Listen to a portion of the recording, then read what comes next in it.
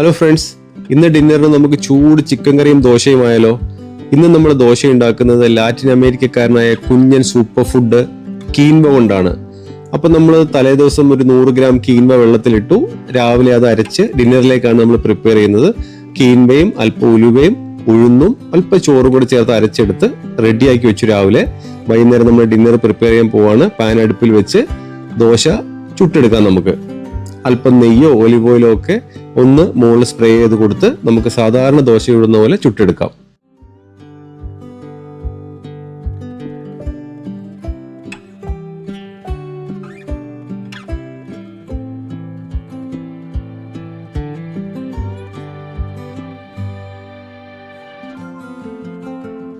ഒരു 100 gram quinoa നമ്മൾ വെള്ളത്തിൽ ഇട്ട് കഴിഞ്ഞാൽ തന്നെ നമുക്ക് ഏകദേശം ഒരു 6-7 ദോശ ചുട്ടെടുക്കാനുള്ള മാവ് കിട്ടും. 2 പേർക്ക് അത് ധാരാളമാണല്ലോ.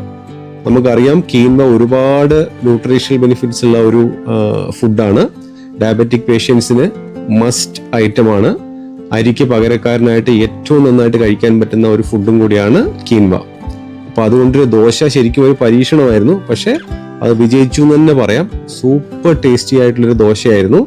നമുക്കത് ചമ്മന്തിയുടെ കൂടെയോ ചിക്കൻ കറിയുടെ കൂടെയോ കടലയോ ഗ്രീൻ പീസോ എന്തിന്റെ കൂടെ വേണമെങ്കിലും കഴിക്കാം.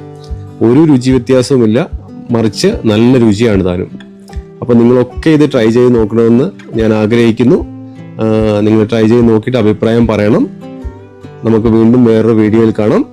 അപ്പം stay healthy, be happy, see you again. Thank U.